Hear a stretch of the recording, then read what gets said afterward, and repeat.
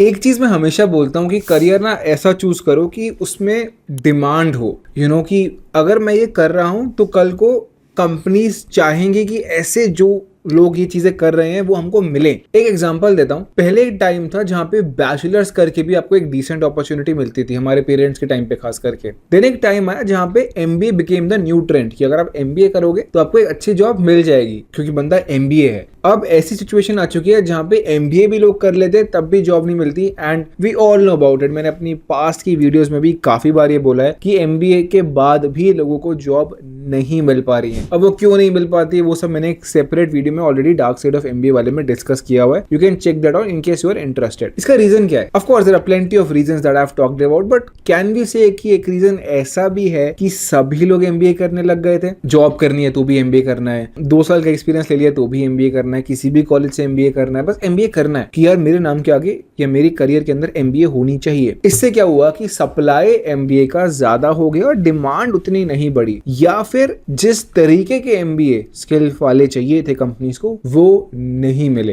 Can we say that? इसलिए हो सकता है कि अनएम्प्लॉयमेंट ज्यादा बढ़ गई है, यही रीजन हो सकता है। तो हमेशा हमको वो करियर चूज करना है जिसमें डिमांड भी वो इंडस्ट्री चाहती है ऐसे लोग। मैंने फाइनेंस के ऊपर बहुत सारी वीडियोस बनाई है, एनसीएफएम, NISM, CFA, FRM, top 5 finance course that change my life, कैसे अपना करियर बना सकते हो, इन्वेस्टमेंट बैंकिंग, सब कुछ मैंने बनाया है। बट ये वाली वीडियो मैंने कभी नहीं बनाई है। साइंस के भी वो लोग जो फाइनेंस में जाना चाहते हैं, they do know about certain fields coming up, but very few people actually know about this particular field जिसमें डिमांड भी है, स्किल्स भी चाहिए, पे भी अच्छा है, and it is the future. और मैं बात कर रहा हूँ फाइनेंशियल इंजीनियरिंग की। बट यहाँ तक अगर हम आ गए हैं तो सबसे पहला सवाल तो यही होगा ना कि यार ये फाइनेंशियल इंजीनियरिंग है क्या चीज?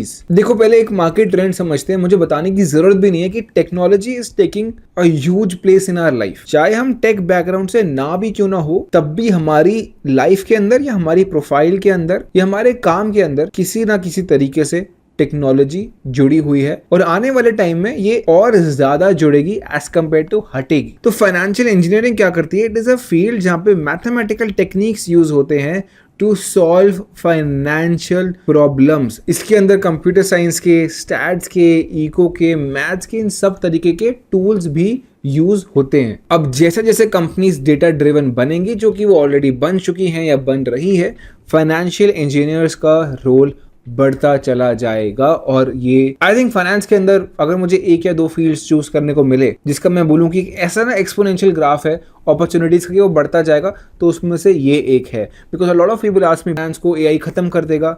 नहीं खत्म करेगा यार। ऐसी जैसी जो फील्ड्स आ रही हैं इसमें फाइनेंस का ही रोल है और वो आगे भी बढ़ता चला जाएगा। ऑपरेशनल फाइनेंस एक ऐसा रोल है जो शायद कम हो जाए, अदरवाइज कॉर्पोरेट फाइनेंस में ऐसी वाली फील्ड्स आगे वाले टाइम में बढ़ने ही वाली हैं। इससे तो आपको ये भी आंसर होगा कि इसकी इंपॉर्टेंस क्या है, इसी में कवर अप हो गया।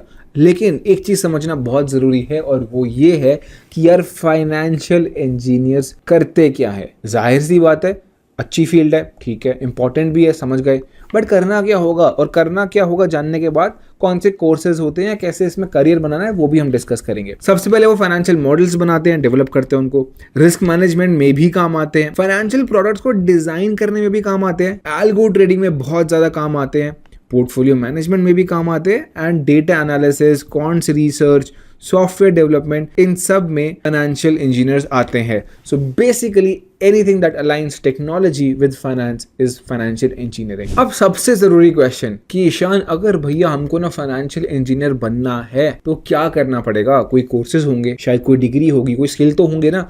जरूर है, और जल्दी से ना ये नोट डाउन कर लेना वरना भूल जाओगे कि कौन से स्किल्स चाहिए होते थे। यहाँ पे मैं CFA फॉर्म के बारे में सिर्फ बात नहीं करने वाला हूँ। I will tell you a lot of things that people don't generally talk about, तो इसको प्लीज नोट कर लेना, या फिर एक काम करते हैं, स्क्रीनशॉट ले लेना स्क्रीन पे जो भी आ रहा है उसको लेकिन सेव जरूर कर लेना। देखो, जाहिर सी बात है कि मैथ्स, स्टैट्स, कंप्यूटर प्रोग्रामिंग और इको की आपको थोड़ी बहुत नॉलेज तो होनी ही चाहिए। काफी सारे अंडर ग्रेजुएट कोर्सेज और या फिर पोस्ट ग्रेजुएट कोर्सेज इसको कवर भी करते हैं। But typically you need to learn statistical analysis, machine learning, economic modelling and forecasting, risk mitigation strategies, portfolio management theory, financial derivatives के बारे में। एंड अगर टूल्स की बात करूं तो फाइनेंशियल मॉडलिंग भी जरूरी है यहाँ पे, बट कुछ प्रोग्रामिंग लैंग्वेजेस और टूल्स ज्यादा जरूरी है, लाइक पाइथन, C++, जावा, मेपल। फाइनेंशियल इंजीनियर्स के लिए लेकिन कौन कौन सी जॉब प्रोफाइल्स अवेलेबल है, ये भी एक कॉमन क्वेश्चन हो सकता है, जिसमें आपका रिस्क मैनेजर आता है, एल्गो ट्रेडिंग डेवलपर आता है, पोर्टफोलियो मैनेजर भी आता है, एंड ट्रेडिंग स्ट्रेटेजिस्ट भी इसमें हम इंक्लूड कर सकते हैं। प्लस इसमें मल्टीपल और भी आप स्किल्स सीखोगे when you pursue these things, so research and all वाला पार्ट भी इसमें ही कवर हो जाएगा। अब लेट्स से आपको फाइनेंशियल इंजीनियरिंग सीखना है। देखो मैं अपने हर वीडियो में कोशिश करता हूँ कि मैं कोई ना कोई फ्री रिसोर्स दे दूं, बट जाहिर सी बात है यार, हर एक चीज फ्री नहीं होती, कई बार हमको इन्वेस्ट करना पड़ता है हमारी एजुकेशन के अंदर ताकि उसका ROI आए।